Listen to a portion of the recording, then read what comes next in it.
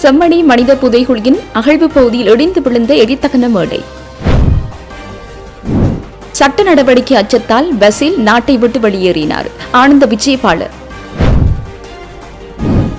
நிலக்கரி மோசடி பாதிப்பால் மீண்டும் மின் கட்டணம் உயரும். சம்பிக்க ரணவுக்கு. தேசிய மக்கள் சக்தி ஒரு மாகாண சபையிலேயாவது வென்றால் அரசியலில் இருந்து விலகுவேன். உதயகம்மன் பிளவு. உதயகம்மன் பிளவின் விசாரணை. ஊடக நிறுவனங்களுக்கு நீதிமன்றம் விசேட உத்தரவு. யாழில் வேடொன்றில் கோடி ரூபாய் கொள்ளை. 16 வயது சிறுவன் கைது. எரிபொருள் விலை உயர்வு தவிர்க்க முடியாது. கைவிரைக்கும் அரசு. லலித் குகன் வழக்கு கோட்டபயவை நிகழ்நிலையில் சாட்சியம் அளிக்க ஜாழ் நீதிமன்ற அனுமதி. வடக்கு ரயில் பாதையை நேரில் பார்வையிட்டார் இந்திய தூதர் சந்தோஷ் ஜா.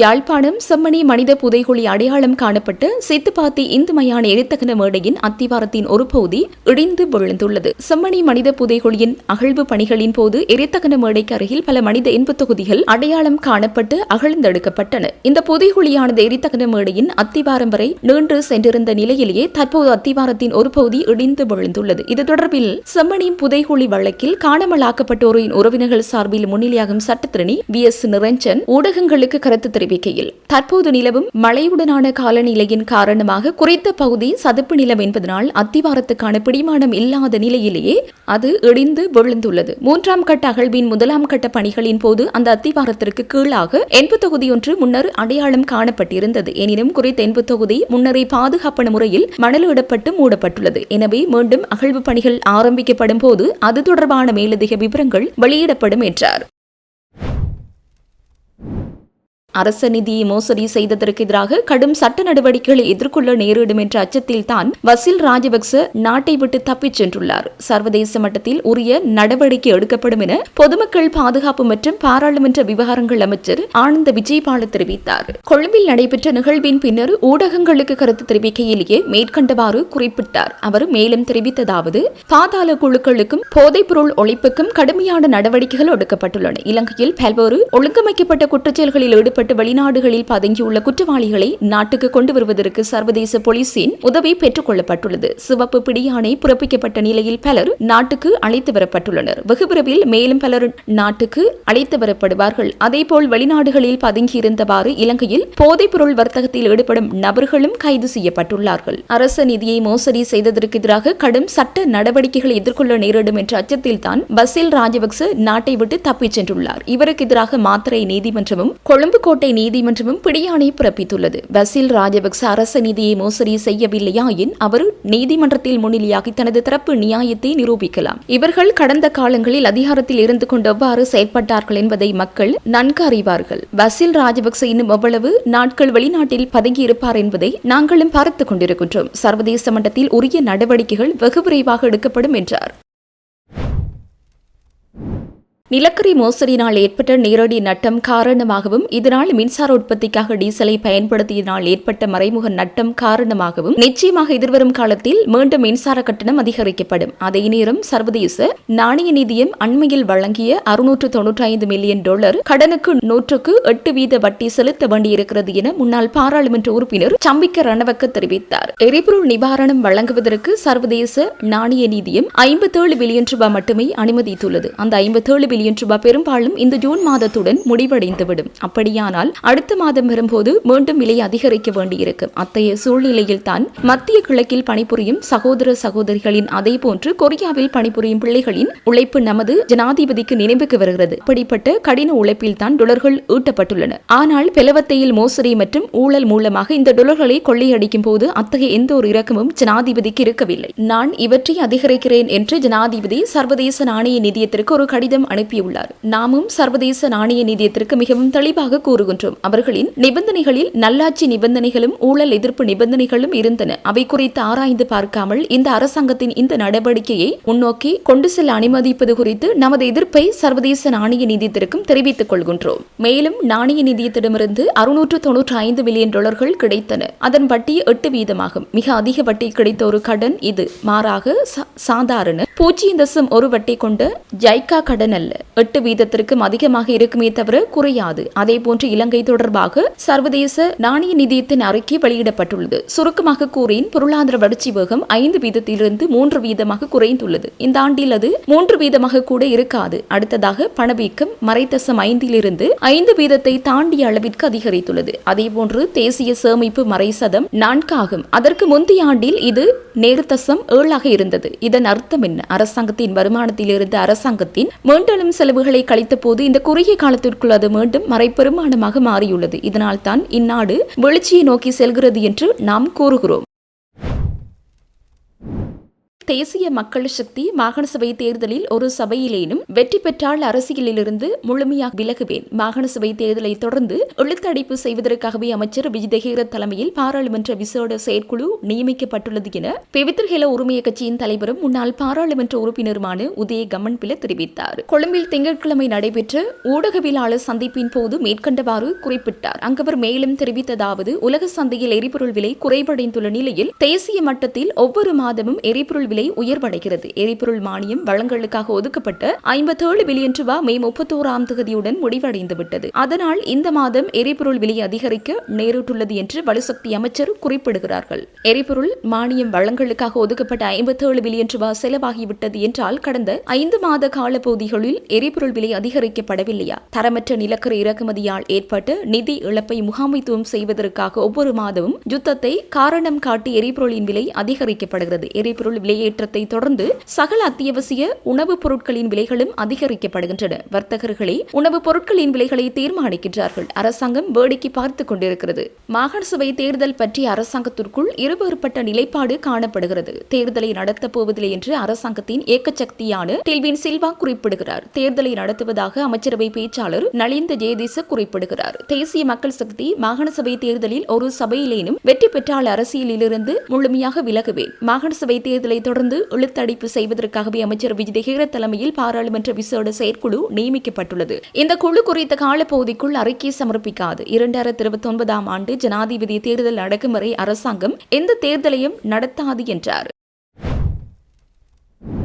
இலங்கை மீது யுத்தத்தை பிரகடனப்படுத்திய ஆயிரக்கணக்கான ராணுவ வீரர்களின் உயிரை பறித்த பயங்கரவாத தலைவரை பாராளுமன்றத்தின் கௌரவமிக்க மேடையில் வைத்து பிரிகேடியர் என்று அழைத்து கௌரவித்தமை இந்த அரசாங்கத்தின் தேசிய பாதுகாப்பின் மீதும் நாட்டுக்காக உயிர் நீத்த ராணுவ மாவீரர்களின் தியாகத்தின் மீதும் கொண்டுள்ள அலட்சியத்தையே காட்டுவதுடன் பிரிவினைவாதம் இன்னும் உயிர்ப்புடன் இருக்கிறது என சர்வஜன அதிகாரம் கட்சியின் பொதுச் செயலாளர் சட்டத்திரணி ரஞ்சன் செனவரத்ன சுட்டிக்காட்டியுள்ளார். சர்வஜன அதிகாரம் கட்சியின் காரியாலயத்தில் நேற்று நடைபெற்ற ஊடகவியலாளர் சந்திப்பில் கலந்து கொண்டு கருத்து தெரிவிக்கும் போதே மேற்கண்டவாறு தெரிவித்தார். அங்கவர் மேலும் உரையாற்றுகையில் 2022 மே 24ஆம் தேதி எரிபொருள் நெருக்கடி உச்சத்தில் இருந்தபோது டாலரின் பெறுமதி 361 ரூபாவாகவும் ஒரு பீப்பாய் கச்சா எண்ணெய் $114 இருந்தது. அன்று இவ்வளவு பெரிய நெருக்கடி நிலவிய போதும் தற்போதைய விலையை விட குறைந்த விலையிலே எரிபொருள் வழங்கப்பட்டது. ஆனால் இன்று டாலர் பெறுமதி 330 $361 ரூபாவாகவும் ஒரு பீப்பாய் கச்சா எண்ணெய் $114 இருந்தது. அன்று இவ்வளவு பெரிய நெருக்கடி நிலவிய போதும் தற்போதைய விலையை விட குறைந்த விலையில் எரிபொருள் வழங்கப்பட்டது. ஆனால் இன்று டாலர் பெறுமதி 330 கச்சா எண்ணெய் $90 குறைந்திருக்கின்ற சூழலிலும் அரசாங்கம் மக்கள் மீது அதிக விலையை சுமத்துகின்றது. குறிப்பாக ஏழை மக்கள் அதிகம் பயன்படுத்தும் மண்ணெண்ணெய் விலை 2022இல் 87 ரூபாவாக இருந்த நிலையில் இன்றது 285 ரூபாவாக உயர்த்தப்பட்டுள்ளது. இது சாதாரண மக்கள் மீது இந்த அரசு கொண்டுள்ள கடும் அநீதியாகும். நாட்டின் நிதி விவகாரங்கள் அனைத்தும் சர்வதேச நாணய நிதியத்திடம் கையளிக்கப்பட்டுள்ளன. ஜனாதிபதி பெயரளவில் நிதியமைச்சராக இருந்தாலும் அவர் நாட்டின் பொருளாதார கொள்கைகள் குறித்து மௌனம் காக்கின்றார். நிதியமைச்சின் செயலாளர் அரசியல் ரீதியாக நியமிக்கப்பட்ட ஒருவர் சர்ச்சைக்குரிய இரட்டை குடியுரிமை மற்றும் நிதி பரிமாற்ற விவகாரங்களுக்கு பின்னர் பொதுவழியில் தலைக்காட்ட அஞ்சுகின்றார். சர்வதேச நாணய நிதியம் என்பது ஒரு வங்கி போன்றது. அதற்கு மக்களின் துயரம் தெரியாது. அவர்கள் தமது கடனை மீளப் பெறுவதையே நோக்கமாக கொண்டுள்ளனர். இத்தகைய ஒரு சூழலில் நாட்டை வழிநடத்த வலுவான தலைமையின்மை மற்றும் பொருளாதார தெளிவின்மை நிலவுகிறது. சமதர்மம் பேசுவதாக கூறி ஆட்சிக்கு வந்தவர்கள் இன்று குரோனி முதலாளித்துவ முறைக்கு முன்னுரிமை அளிக்கின்றனர். நிலக்கரி இறக்குமதியில் இடம்பெற்ற நடைபெற்ற ஊழல்களை நாம் கண்டோம். நாட்டின் மிக உயர்ந்த சபையான பாராளுமன்றத்தில் சபாநாயகர் மற்றும் அமைச்சர்கள் சிலரை நிலக்கரி நிறுவனங்களின் தரத்தை பாதுகாப்பதற்காக வாதாடுவதை அவதானிக்க முடிந்தது. இவர்களின் இத்தகைய போக்கு தாம் வந்த பாதையையும் வாக்களித்த மக்களையும் மறந்து தமக்கு நெருக்கமான வர்த்தகர்களுக்காகவே அரசாங்கம் செயற்படுகிறது என்பதை உறுதிப்படுத்துகிறது. நாட்டின் பாதுகாப்பு விவகாரங்களில் இந்த அரசாங்கம் காட்டிய மெத்தன போக்கு மன்னிக்க முடியாதது. பயங்கரவாத தலைவனை பாராளுமன்றத்தில் வைத்து கௌரவித்தமை மற்றும் 2025 ஆண்டை விட 2026 பயங்கரவாத ஆதரவு நிகழ்வுகள் மற்றும் நினைவுகூறல்கள் அதிகரித்துள்ளமை நாட்டின் பாதுகாப்புக்கு விடுக்கப்பட்ட எச்சரிக்கை மணியாகும். இத்தகைய பிரிவினவாத சக்திகள் தமக்கு அடிபணிந்து நடக்கும் ஒரு பலவீனமான அரசாங்கத்தை அமைத்து யுத்தத்தினால் அடைய முடியாத இலக்குகளை அரசியல் ரீதியாக அடைய முயற்சி செய்கின்றனர். மக்கள் இந்த அரசாங்கத்திடமிருந்து மாற்றத்தை எதிர்பார்த்தனர். ஆனால் இன்று அவர்கள் பெற்றுக்கொள்வது பொருளாதார கொடுமையையும் தேசிய கௌரவ இழப்பையும் மாத்திரமாகும் என்றார்.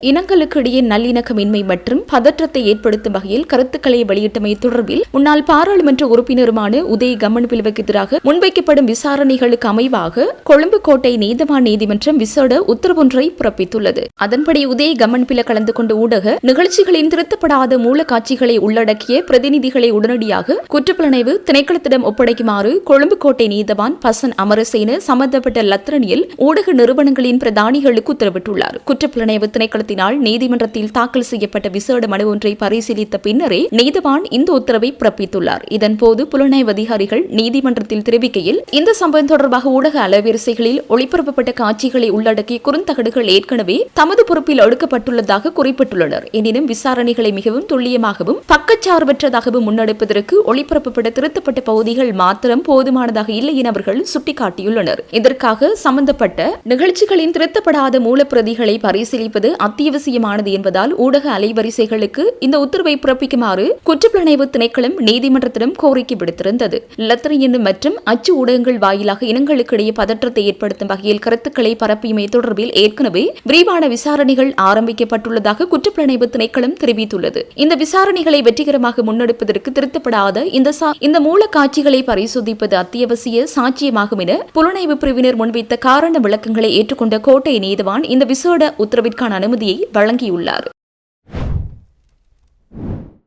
இந்த ஆண்டில் இதுவரையான காலப்பகுதியில் 33,572 டெங்கு நோயாளிகளும் 19 இறப்புகளும் பதிவாகியுள்ளதாக சுகாதார அதிகாரிகள் தெரிவிக்கின்றனர். மே மாதத்தில் மட்டும் 8,321 டெங்கு நோயாளிகள் பதிவாகியுள்ளதாக சமூக சுகாதார நிபுணர் துஷானி தாபரேரா தெரிவித்துள்ளார். இவர்களில் அதிக எண்ணிக்கையிலானோர் கொழும்பு, கம்பகா மற்றும் குருநாகல் மாவட்டங்களில் இருந்து அடையாளம் காணப்பட்டுள்ளனர். டெங்கு நோயாளிகளில் 50% மேல் மாகாணத்திலிருந்து பதிவாகியுள்ளதாக சமூக சுகாதார நிபுணர் துஷானி தாபரேரா மேலும் தெரிவித்துள்ளார். 5 மாதங்கள் கடந்த நிலையில் இதுவரை 33,572 டெங்கு நோயாளிகள் பதிவாகியுள்ளனர். இதுவரை 19 இறப்புகள் பதிவாகியுள்ளன. அத்துடன் 72 சுகாதார அதிகாரிகள் பிரிவில் அச்சுறுத்தலான நிலைமை ஏற்பட்டுள்ளது. நோயாளிகளில் 50% மேல் மாகாணத்திலும் 16% தென் மாகாணத்திலும் 9% சபரகமுவிலும் பதிவாகியுள்ளனர்.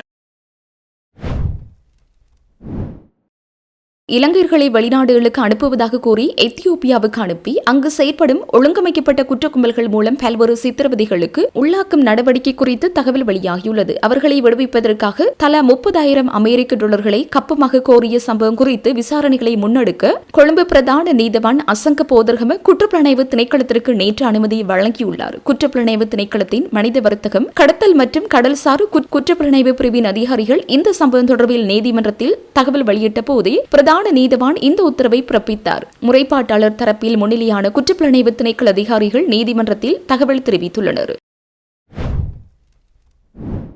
உலக சந்தை நிலவரங்களுக்கு அமைவாக உள்நாட்டில் எரிபொருள் விலை அதிகரிக்க வேண்டியது தவிர்க்க முடியாதது என்று வலுசக்தி அமைச்சர் அனுர கருணாதிலக்கு தெரிவித்தார். இலங்கை பெட்ரோலிய கூட்டுத்தாபனத்தால் நேற்று நடைபெற்ற ஊடகவியலாளர் சந்திப்பின் போதே அவர் மேற்கண்டவாறு குறிப்பிட்டார். அவர் மேலும் தெரிவிக்கையில், தற்போது உலக சந்தையில் ஏற்பட்டுள்ள விலை மாற்றங்களுக்கு ஏற்ப உள்நாட்டிலும் எரிபொருள் விலை அதிகரிக்காத பட்சத்தில் நாட்டின் எரிபொருள் விநியோக கட்டமைப்பு முழுமையாக பாதிக்கப்படும் அபாயம் உள்ளது. எனினும் பொதுமக்கள் இதுகுறித்து அச்சமடைய தேவையில்லை. வருங்காலத்தில் உலக சந்தையில் எரிபொருளின் விலை குறைவடைய நிறைவடையும் பட்சத்தில் அதன் முழுமையான பயனை தங்கு தடையின்றி நாட்டு மக்களுக்கு வழங்குவதற்கு அரசு நிச்சயம் நடவடிக்கை எடுக்கும் என்றார். இந்த நிலையில் டீசல் விலை அதிகரிக்கப்பட்ட போதிலும் அதற்கு சாதகமான முறையில் பேருந்து கட்டணங்கள் உயர்த்தப்படாமை குறித்து ஆராய்ந்து தங்களது அடுத்த கட்ட நடவடிக்கைகள் குறித்து இறுதி தீர்மானம் எடுப்பதற்காக அனைத்து பேருந்து சங்கங்களின் பிரதிநிதிகளும் இன்று காலை அவசரமாக கூடி ஆராய உள்ளனர். இதேவேளை மத்திய கிழக்கு பிராந்தியத்தில் தொடரும் மோதல்கள் மற்றும் எரிபொருள் விலை உயர்வு காரணமாக நாட்டில் பணவீக்கம் 7% வரை உயரக்கூடும் என மத்திய வங்கி ஆளுநர் நந்தலால் வீரசிங்க தெரிவித்துள்ளார்.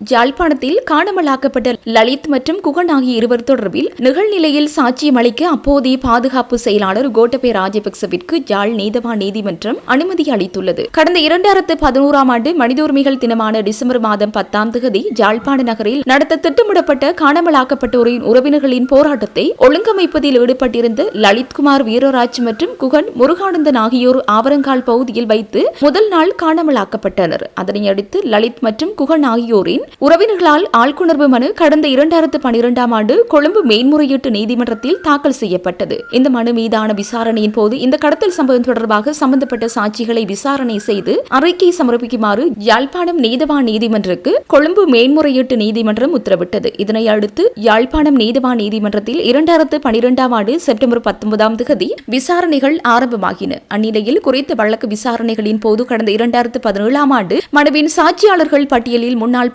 பாதுகாப்பு செயலாளர்கள் கோட்டபய ராஜபக்சவின் பெயர் இணைக்கப்பட்டது. அதனைத் தொடர்ந்து நடைபெற்ற வழக்கு விசாரணைகளை தொடர்ந்து கோட்டபய ராஜபக்ச மன்றில் தோன்றி சாட்சியம் அளிக்குமாறு மன்று உத்தரவிட்டது. பாதுகாப்பு காரணங்களால் தன்னால் யாழ்ப்பாணம் வர முடியாது என தொடர்ச்சியாக கோட்டபய ராஜபக்ச தெரிவித்து வந்தார். இந்த நிலையில் வழக்கு விசாரணைகளின் போது கோட்டபய ராஜபக்ச நிகழ்நிலை ஊடாக தோன்றி மன்றில் சாட்சியம் அளிக்க தனது சட்டத்தடைகள் ஊடாக மன்றில் விண்ணப்பம் செய்தார். அதனைத் தொடர்ந்து கோட்டபய ராஜபக்ச யாழ்ப்பாணம் வருகை தருவதில் உள்ள பாதுகாப்பு அச்சுறுத்தல்கள் தொடர்பில் சத்திய கடதாசியை மன்றில் சமர்ப்பிக்குமாறு மன்று உத்தரவிட்டிருந்தது. இந்த நிலையில் குறித்த வழக்கு இன்றைய தினம் விசாரணைக்கு எடுத்துக் கொள்ளப்பட்ட போது கோட்டபய ராஜபக்ச நிகழ்நிலை ஊடாக மன்றில் தோன்றி தனது சாட்சியங்களை பதிவு செய்ய மன்று அனுமதித்துள்ளது.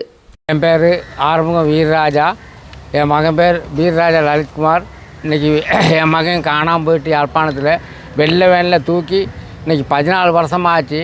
நாங்கள் 14 வருஷம் இந்த மாதிரி வழக்குக்கு போய்கிட்டு தான் இருக்கிறோம். கொழும்புல வழக்கு போணுச்சு, யாழ்ப்பாணத்தில் வழக்கு கொழும்புக்குள்ள ஆச்சு, யாழ்ப்பாணத்தில் இந்த மாதிரி வழக்கு வந்துக்கிட்டு இருந்து கோட்டாபய ராஜபக்ச அவர் அந்த நேரத்தில் இருந்தார் ஆரக்ஷா லேகாமா. அவரை தான் நீதிமன்றத்துக்கு வந்து சாட்சி சொல்கிறதுக்கு அவர் வரமாட்டேங்கிறார். அதே நேரத்தில் இன்றைக்கி நீதிமன்றம் சொன்னார் இன்னொரு நாளைக்கு ஒரு டேட் ஒன்று கொடுத்துருக்காங்க, அந்த டேட்டுக்கு கட்டாயமாக வந்து எங்களுக்கு இதுக்கு பதில் ஒன்று சொல்லுவார்னு சொல்லி நீதிபதி சொன்னார். அதை கேட்டுக்கிட்டு நாங்கள் இன்றைக்கி போகிறோம். இன்னொரு நாளைக்கு வந்து அவர் சாட்சி சொல்லணும்னு நாங்கள் நம்புகிறோம். கட்டாயமாக அவர் சொல்லி கோட்டாபய ராஜபக்ச வந்து சாட்சி சொல்லி ஆகணும், எங்களுக்கு நடந்தது என்னன்னு சொல்லி ஆகணும். அதுதான் உண்மை. இந்திய அரசாங்கத்தின் 5 மில்லியன் அமெரிக்க டாலர் நிதியுதவியின் கீழ் மறுசீரமைக்கப்பட்ட வடக்கு ரயில் பாதையை இலங்கைக்கான இந்திய உயர்ஸ்தானிகர் சந்தோஷ் ஜா நேற்று நேரில் சென்று பார்வையிட்டுள்ளார். கடந்த வருடம் ஏற்பட்ட டிட்பா சூறாவளியால் கடுமையாக பாதிக்கப்பட்ட பகுதிகளை மறுசீரமைப்பதற்காக இந்தியா வழங்கிய 450 மில்லியன் அமெரிக்க டாலர் உதவி திட்டத்தின் ஒரு பகுதியாகவே இந்த ரயில் பாதை சீரமைப்பு பணி முன்னெடுக்கப்பட்டதாக சந்தோஷ் ஜா குறிப்பிட்டுள்ளார். இதுகுறித்து தனது அதிகாரப்பூர்வ எக்ஸ் சமூக வலைதள பக்கத்தில் 11 இட்டுள்ள இந்திய உயர்ஸ்தானிகர் போக்குவரத்து இணைப்பை மீண்டும் ஏற்படுத்துதல் மற்றும் மீட்பு பணிகளை விரைவுபடுத்தல் என தெரிவித்துள்ளார். யாழ்ப்பாணம் மற்றும் காங்கேசந்துறை ஆகிய பகுதிகளை நாட்டின் ஏனைய பாகங்களுடன் இணைக்கும் மிக முக்கிய போக்குவரத்து பாதையான இந்த வடக்கு ரயில் பாதை கடந்த ஆண்டு வீசிய டிட்பா சூறாவளி காரணமாக கடுமையாக பாதிக்கப்பட்டிருந்தன. குறிப்பாக இந்த பேரழிவின் போது வடக்கு ரயில் பாதையிலிருந்து 5 பாலங்கள் பலத்த சேதங்களுக்குள்ளாகியிருந்தமை குறிப்பிடத்தக்கது.